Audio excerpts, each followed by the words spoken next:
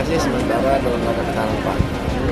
Polda Aceh bekerjasama dengan pemerintah daerah itu saling bahu-membahu dalam edukasi tentang cara memanen dan mengendalikan hasil panen untuk harga yang tinggi.